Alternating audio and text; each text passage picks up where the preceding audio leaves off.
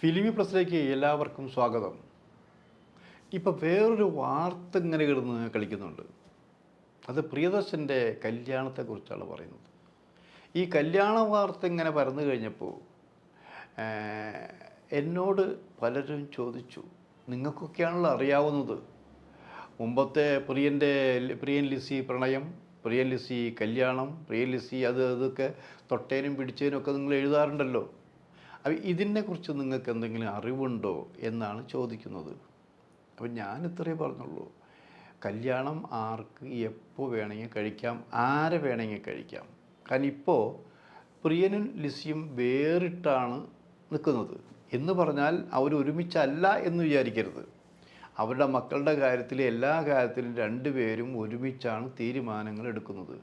മാത്രമല്ല അവർ ദൂരെയൊന്നുമല്ല താമസിക്കുന്നത്. ഈ അടുത്ത കാലം വരെ ഒരേ വീട്ടിൽ തന്നെയാണ് താമസിക്കുന്നതാണ് എൻ്റെ അറിവ്. അപ്പോൾ അവർ തമ്മിൽ നമ്മളൊക്കെ വിചാരിക്കുന്ന പോലെ അത്ര ഡീപ്പായിട്ടുള്ള അകൽച്ചയൊന്നുമില്ല.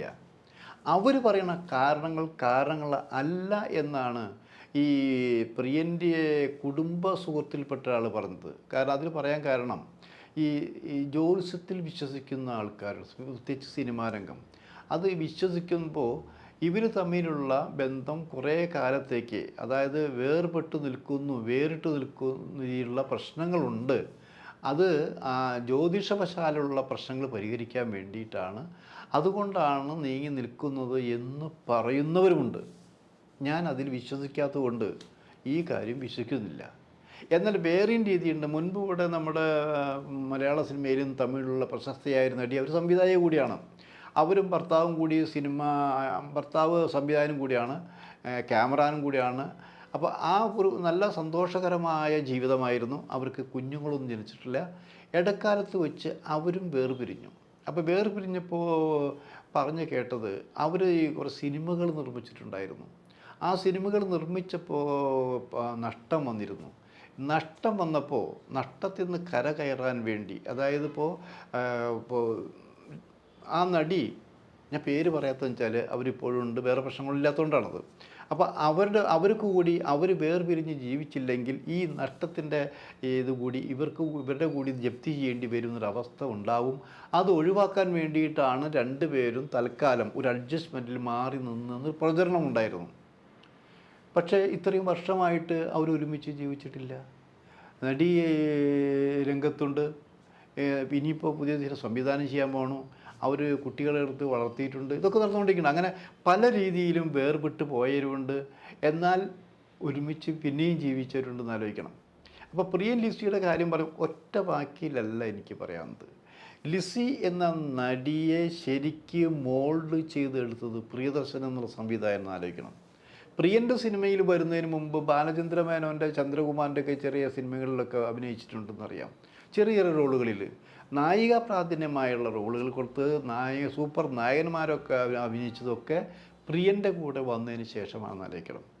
അവർ തമ്മിലുള്ള പ്രണയം കുത്തി പൊക്കി എഴുതി വലുതാക്കിയ ഒരു കാരണക്കാരൻ ഞാൻ തന്നെയാണെന്ന് ആലോചിക്കണം. അന്ന് അങ്ങനെയാണത്. നമ്മൾ എഴുതുന്ന സാധനം വിജയിപ്പിക്കണം. പിന്നെ അവർ കല്യാണം കഴിച്ചേ അടങ്ങുള്ള രീതിയിലായിരുന്നു. അപ്പോൾ അതിന് ഇവർക്കിഷ്ടമാണെങ്കിലും പ്രിയൻ ലിസിയെ കല്യാണം കഴിക്കാൻ തീരുമാനിച്ചതിൻ്റെ പേരിൽ ചില സുഹൃത്ത് ബന്ധങ്ങളിൽ വിള്ളലുകളും ഉണ്ടായിട്ടുണ്ടെന്ന് ആലോചിക്കണം. അത് കഴിഞ്ഞ് പ്രിയൻ വേറെയിൽ പോകുന്നു, തമിഴിലൊക്കെ മറ്റേ ഹിന്ദിയിലൊക്കെ പോകുന്നുണ്ട്. ആ കാലത്ത് ഇവർ തമ്മിലുള്ള വിവാഹം നടക്കില്ല എന്നൊരു സ്ഥിതി വന്നു. നടക്കില്ല എന്ന സ്ഥിതി വന്നപ്പോഴാണ് മദ്രാസിൽ വെച്ചുകൊണ്ട്, അന്ന് ഞങ്ങളെല്ലാം ഉണ്ട് അവിടെ. ഞാനുണ്ട്, ഹനീഫുണ്ട്, റഹ്മാനുണ്ട്, സുരേഷുണ്ട്, എല്ലാം ഉണ്ട്. അത് ലിസി ഷൂട്ടിങ്ങിനിടയിൽ ആത്മഹത്യക്ക് ശ്രമിച്ച്, അത് പിന്നെ സുരേഷൊക്കെ കൂടി ആശുപത്രി കൊണ്ടുപോയി, ഞങ്ങൾ കാഴ്ചക്കാരാണ്, ഒന്ന് രക്ഷപ്പെടുത്തിയെന്ന് ആലോചിക്കണം. പക്ഷെ അവിടെ അത് പീക്ക് പീരീഡിൽ നിന്നിരുന്ന പ്രിയദർശൻ്റെ പടങ്ങൾ പിന്നെ പൊളിഞ്ഞു വരികയാണെന്ന് ആലോചിക്കണം.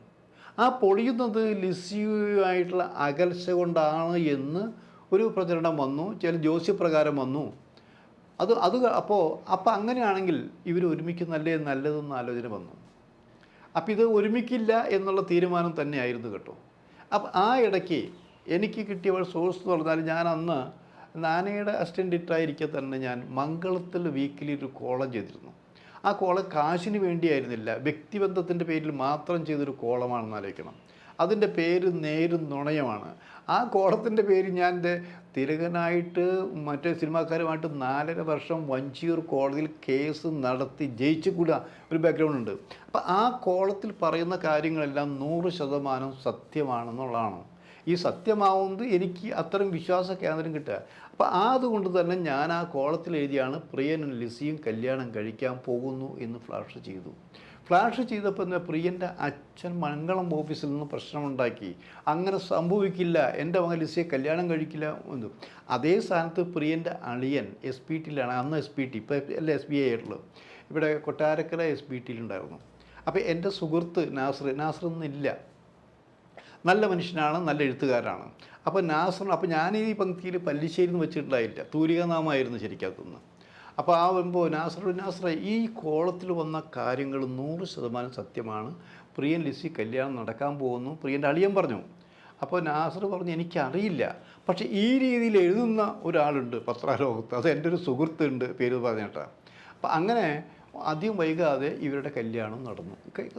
ആ പങ്ക്തിയുടെ അങ്ങനെയാണത്. ആ പങ്ക്തിയിൽ എഴുതുന്ന കാര്യങ്ങൾ ഒന്നും എന്താ അവരെ മിസ്സായിട്ടില്ല എന്നുള്ളതായിരിക്കും.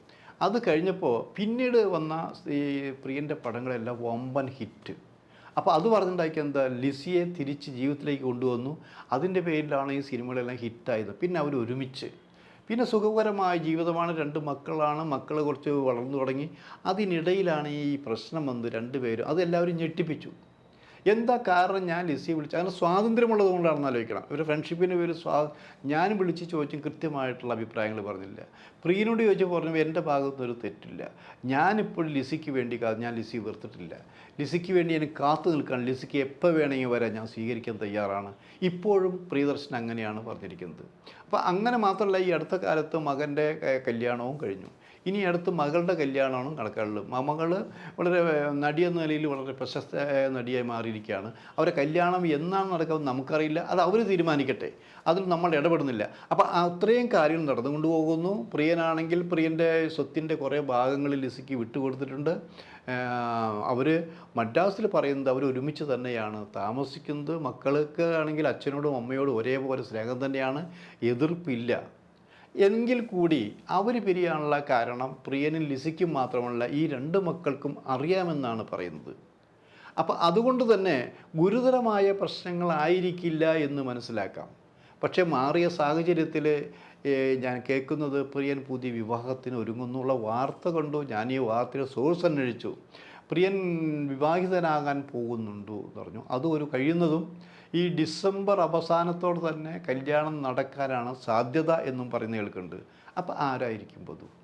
ഈ വധുവിനെ കുറിച്ചാണ് ഇവിടെ പ്രചരണം നടന്നുകൊണ്ടിരിക്കുന്നത്. ഇപ്പോൾ വന്നിരിക്കുന്ന അതാ, പ്രിയനെ വെച്ച് പ്രിയൻ്റെ സിനിമയിൽ അഭിനയിക്കാൻ താല്പര്യമുള്ളൊരു പെൺകുട്ടിയാണ് പ്രിയൻ്റെ ഭാര്യയാകാൻ പോകുന്നത്. അതൊരു ഗിഫ്റ്റായിട്ടാണ് പെൺകുട്ടി കരുതുന്നത്. ആ പെൺകുട്ടിയെയും പ്രിയനെയും ബന്ധപ്പെടുത്തിയിട്ടാണ് വാർത്തകൾ പോയിക്കൊണ്ടിരിക്കുന്നത്.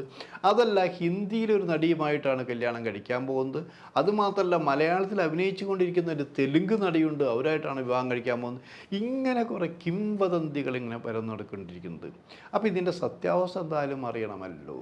അപ്പോൾ എനിക്ക് കിട്ടിയ പ്രിയൻ കല്യാണം കഴിക്കാൻ തീരുമാനിച്ചു കഴിഞ്ഞു. പെൺകുട്ടിയെ, സ്ത്രീയെ, അവർ ഭാര്യയായാൻ പോകുന്ന സ്ത്രീയെയും കണ്ടെത്തി കഴിഞ്ഞു. അവരുടെ പേര് ലക്ഷ്മി എന്നാണെന്നാണ് പറയുന്നത്. അപ്പോൾ പ്രിയൻ കല്യാണം കഴിക്കാൻ ലക്ഷ്മിയെയാണ് പ്രിയൻ കല്യാണം കഴിക്കാൻ പോകുന്നത്. ഞാൻ ആദ്യം ലക്ഷ്മി എന്ന് പറഞ്ഞാൽ നമ്മുടെ പഴയ നടി ലക്ഷ്മിയാണോ, അതിനെ കല്യാണം കഴിക്കേണ്ട ആവശ്യമൊന്നുമില്ലല്ലോ, ഇനി വേറെ വല്ല ലക്ഷ്മിമാരുണ്ടോ എന്ന് അന്വേഷിച്ചു. അപ്പോൾ അങ്ങനെ പോന്നപ്പോഴാണ് പ്രിയൻ്റെ സുഹൃത്തുക്കളിടയിൽ ലക്ഷ്മി എന്ന് പറഞ്ഞാൽ ലിസിയാണ്. ലിസിയുടെ പേര് മാറ്റിയിട്ടല്ലേ കല്യാണം കഴിച്ചതിന് ശേഷം അല്ലേ ലിസിയുടെ പേര് ലക്ഷ്മി എന്നാക്കിയത്, ഹിന്ദു സ്ത്രീ ആക്കിയത്. അപ്പോൾ പ്രിയൻ മുമ്പ് ലിസിയെ പ്രിയൻ കല്യാണം കഴിച്ചെങ്കിൽ പ്രിയൻ ഇനി ലക്ഷ്മിയെ കല്യാണം കഴിക്കാൻ പോകുന്നു. രണ്ടും ഒരാൾ തന്നെയാണ്. എന്തായാലും ആ വാർത്ത സത്യസന്ധമായിരിക്കട്ടെ. ഞങ്ങൾ വർഷങ്ങളായി ആഗ്രഹിച്ചിരുന്നൊരു കാര്യം തന്നെയാണ് ലിസിയും പ്രിയദർശനും ഒരുമിച്ച് ചേരണമെന്നുള്ളത്. അതിൻ്റെ കാരണം എന്തായാലും കാരണങ്ങളെല്ലാം മറന്നേ പറ്റുള്ളൂ.